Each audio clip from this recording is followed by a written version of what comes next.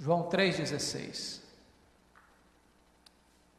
Esse texto diz: porque Deus amou o mundo de tal maneira que deu o seu Filho unigênito, para que todo o que nele crê não pereça, mas tenha a vida eterna. Curva sua fronte, por favor, vamos pedir a Deus sua orientação para a exposição do texto. Deus, nós te damos graças, porque já ouvimos a mensagem do Natal, e agora acabamos de ler a tua palavra que nos fala da essência do que significou o Natal. E dá-nos graça agora para expor a tua palavra. Aplica esta palavra ao nosso coração, em nome de Jesus. Amém. Hoje eu quero conversar com você sobre 7 características desta tão grande salvação que Deus nos deu.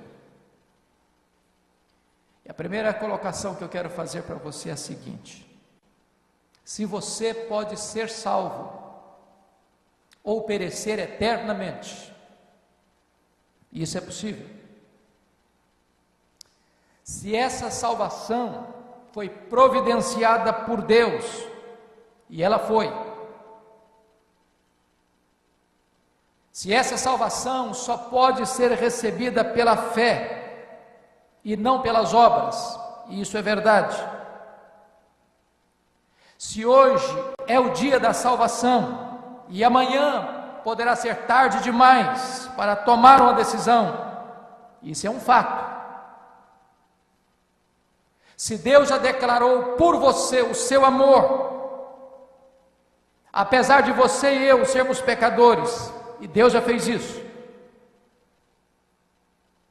Se Deus já enviou o seu Filho único ao mundo para ser o seu Salvador, e Deus já fez isso. Se Deus lhe deu uma única alternativa para ser salvo, qual seja, crer em Jesus, e Ele já deixou isso claro.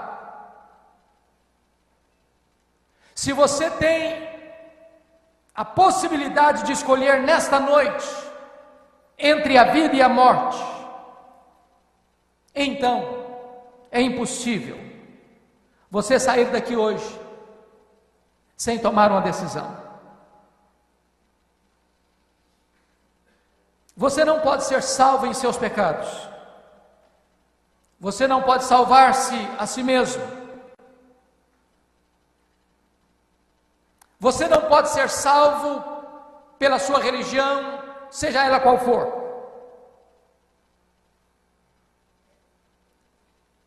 Mas Deus providenciou para você um meio seguro, claro, preciso, como você pode ser salvo. E a Bíblia chama em Hebreus esta salvação de tão grande salvação.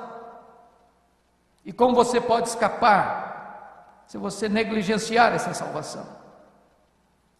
Hoje eu queria, à luz desse texto, olhar com você 7 características desta grande salvação. Em primeiro lugar, a salvação é grande por causa da sua procedência. Diz o versículo: porque Deus amou o mundo. Notem que a fonte é Deus. A salvação não foi um plano preparado pelo homem, não foi um caminho aberto da terra ao céu,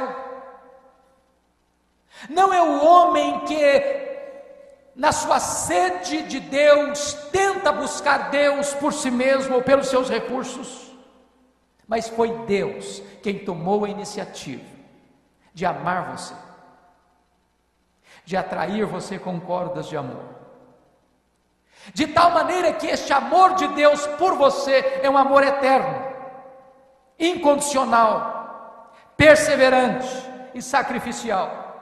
É um amor espontâneo e autogerado.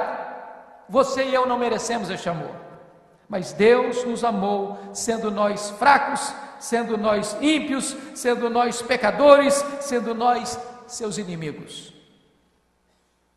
De onde veio esse amor? Qual foi a causa desse amor? Diferente do nosso amor, o amor de Deus por você não foi gerado pelo objeto amado. Quando você ama alguém ou ama algo, via de regra, esse alguém ou este algo atrai o seu amor, conquista o seu amor. Pois Deus amou você e a mim, não porque Deus visse em nós alguma coisa que atraísse o amor dele. A causa do amor de Deus não está em nós, não está em você, não está em mim. A causa do amor de Deus está nele mesmo. Deus não me amou por causa dos meus méritos, Deus me amou apesar dos meus deméritos. O amor de Deus é incausado, o amor de Deus é incondicional, o amor de Deus está fundamentado nele mesmo. Ele ama porque ele amou. Qual é a extensão deste amor? Como medir este amor? O apóstolo Paulo, escrevendo aos Efésios, diz que nós devemos compreender com todos os santos qual é o comprimento deste amor, qual é a largura deste amor, qual é a altura deste amor, qual é a profundidade deste amor. E o amor de Deus alcança todos os homens, em todos os lugares, em todas as etnias, de todos os tempos, de todas as raças, de todas as línguas, de todas as condições. Deus ama sem exceção e sem fazer acepção. É um amor eterno, é um amor incondicional, é o amor de Deus. Então veja você em primeiro lugar comigo, a salvação é grande por causa da procedência dessa salvação, porque Deus amou. Segundo lugar, a salvação é grande pela sua amplitude. Veja comigo ainda o verso, porque Deus amou o mundo.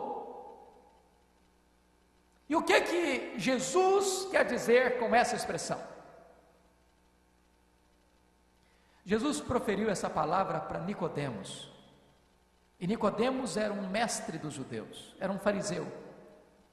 E na mentalidade de um fariseu, o amor de Deus era endereçado apenas para os judeus. Os gentios, aqueles que não eram judeus, pensavam nos fariseus, não eram dignos do amor de Deus.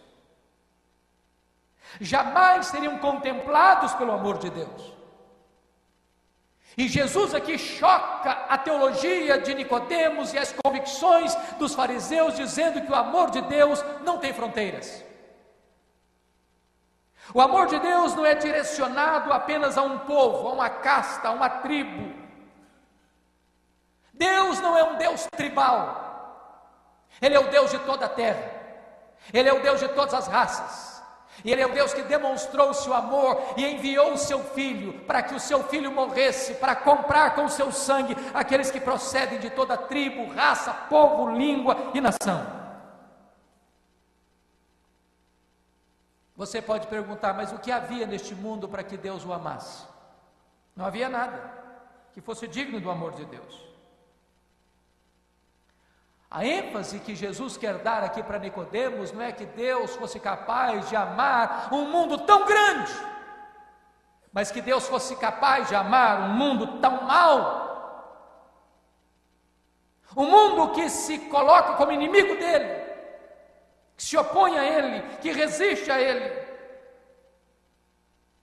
O mundo que é inimigo de Deus ainda é alvo do amor incomensurável de Deus.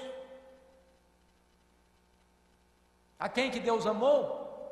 Obviamente, quando fala mundo, não está falando aí da natureza, dos astros, dos mares, dos campos marchetados de flores. Ele está falando de pessoas. E que tipo de pessoas? Pessoas que pecaram, que se rebelaram, que deram as costas para Deus, que são inimigas de Deus. Deus amou o mundo. Essa é a amplitude do amor de Deus. Mas é uma terceira verdade. A salvação é grande também por causa da sua intensidade. Notem mais uma vez o verso 16: porque Deus amou o mundo de tal maneira. E esta é uma expressão que revela o amor superlativo de Deus, que não pode ser descrito em palavras, que não pode ser definido em livros, que não pode ser cantado pela poesia, porque está para além de qualquer manifestação, ou compreensão, ou descrição humana. Por isso Jesus coloca dentro dessa expressão, porque Deus amou o mundo de tal maneira. O poeta tentou fazê-lo, dizendo ainda que todas as nuvens fossem papel, que todos os mares fossem tinta, ainda que todas as árvores fossem pena, e todos os homens escritores, nem mesmo assim se poderia descrever o amor de Deus. Este amor é eterno. Deus ama você antes de você ter vindo à existência. Deus ama você e amou você antes mesmo de lançar os fundamentos da terra.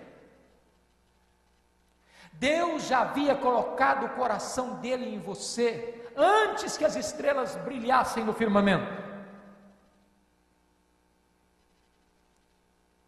Deus planejou você.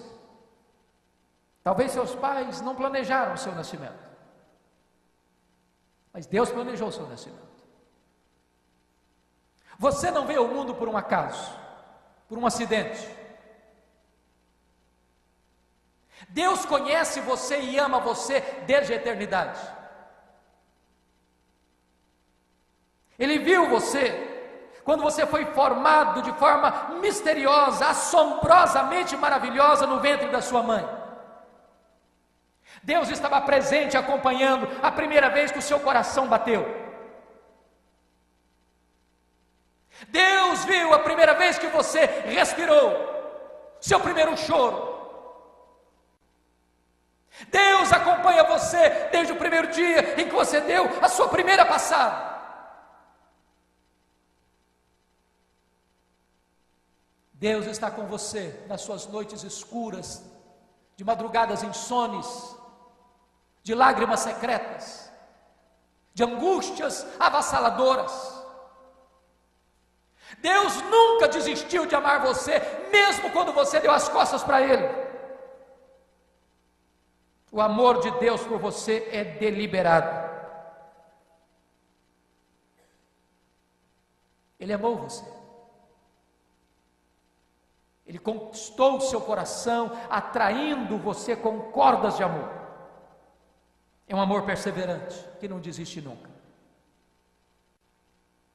Mas em quarto lugar, veja comigo que essa salvação é grande também pela sua dádiva singular. Veja o verso 16 novamente, porque Deus amou o mundo de tal maneira que deu o seu Filho unigênito.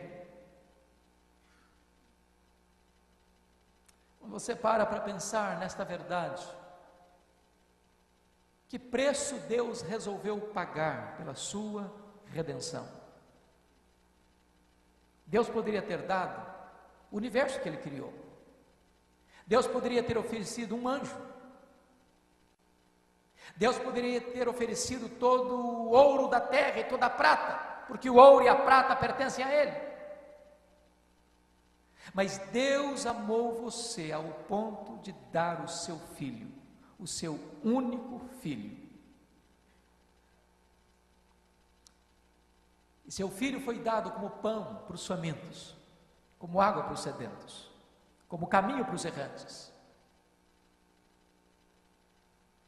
E quando a Bíblia diz que Deus deu o seu Filho, esta dádiva implicou em algumas coisas soleníssimas.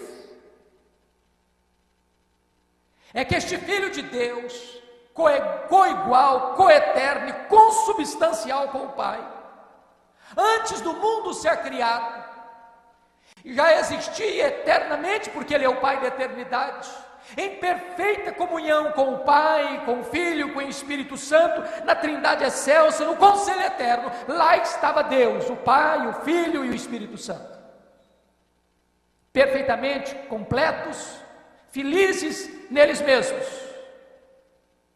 de tal maneira que Ele não precisava derivar da criação nada para que Ele fosse Deus eternamente glorioso e completo. mas porque Deus amou você. Ele não apenas criou o universo para a glória dele e seu deleite, mas porque Deus amou você, Ele deu o seu Filho, e este Deus, que nem o céu dos céus podem contê-lo, precisa agora se esvaziar, se humilhar, vestir pele humana,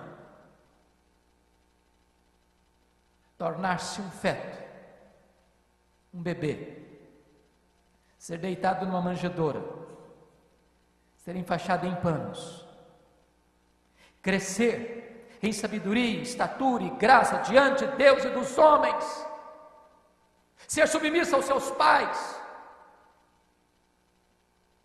nascer num lar humilde,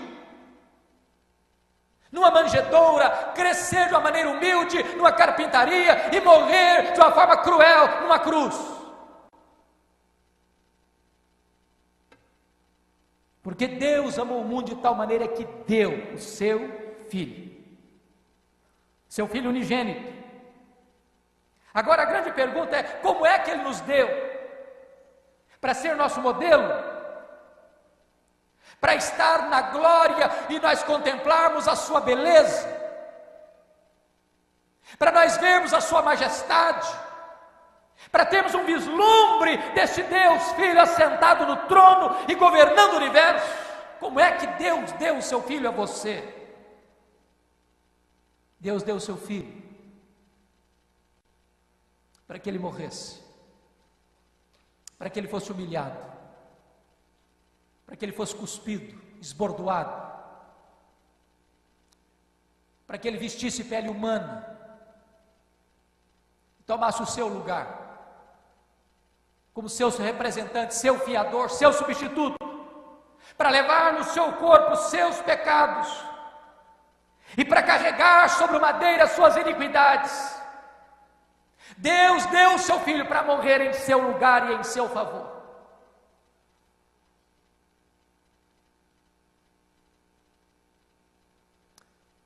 A Bíblia diz que Deus mandou o seu Filho ao mundo para ser alvo do ódio do mundo. E notem você como os escribas e fariseus, com olhos astutos, o observavam, cujas línguas venenosas o açoitavam com calúnias do mais baixo nível. Veja você como Deus o mandou ao mundo para sentir sede, para sentir fome, para sentir cansaço, para viver em pobreza total. Veja você como Deus o mandou ao mundo para ser escorraçado, pisado, açoitado, esbordoado e pregado numa cruz. E não pense você que a cruz é a causa do amor de Deus por você. Deus não ama você porque Jesus morreu na cruz. Jesus morreu na cruz porque Deus ama você. A cruz não é a causa do amor de Deus por você, a cruz é consequência do amor de Deus por você. Mas se você pergunta, mas quando é que Deus deu o seu Filho? Diz a Bíblia que Ele deu o seu Filho antes da fundação do mundo. Em outras palavras, a cruz estava incrustada no coração de Deus desde a eternidade. A Bíblia diz que o Cordeiro foi morto desde a fundação do mundo. Deus nunca recuou nessa promessa. Deus nunca retrocedeu nessa dádiva. Mesmo quando nós nos rebelamos, mesmo quando nós pecamos, mesmo quando nós nos insurgimos contra Deus, Ele prossegue neste alvo e nesse projeto. E diz a Bíblia que a despeito do pecado do homem, na plenitude dos tempos, Jesus nasceu de mulher, nasceu sob a lei para ser o nosso Redentor. A Bíblia diz que Ele não poupou o seu próprio Filho, antes por todos nós o entregou.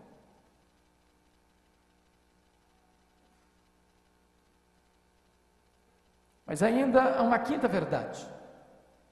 A salvação é tão grande por causa da sua oportunidade. Veja comigo ainda o verso 16, quando diz assim: porque Deus amou o mundo de tal maneira que deu o seu Filho unigênito para que todo que nele crê. Notem uma coisa aqui, irmãos. Deus não deu o seu Filho para que todo aquele que se julga bom seja salvo.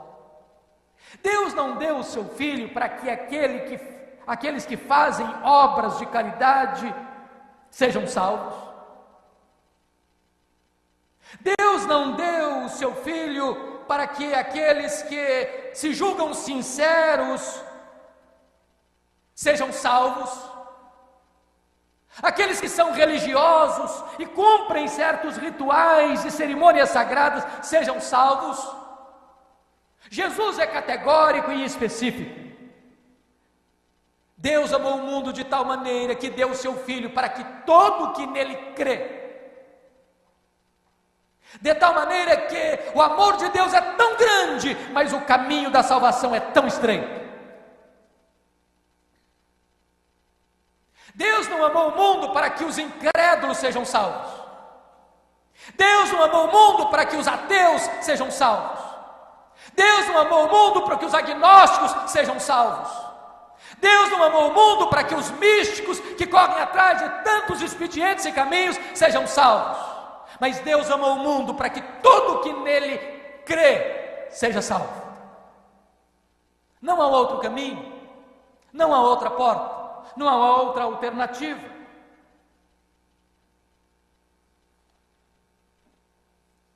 Talvez você pergunte, mas o que é crer?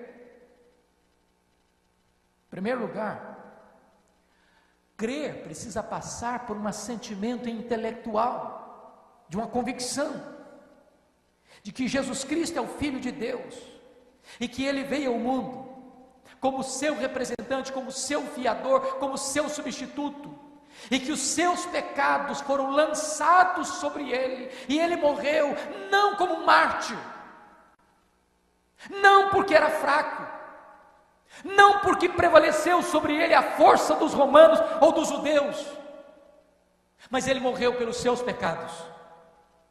Essa compreensão e essa verdade precisa estar na sua mente, que Jesus Cristo morreu pelos seus pecados, para que você pudesse ser perdoado, para que você pudesse encontrar paz com Deus, reconciliação com Deus. Segundo lugar, crer implica em você aceitar essa verdade para você.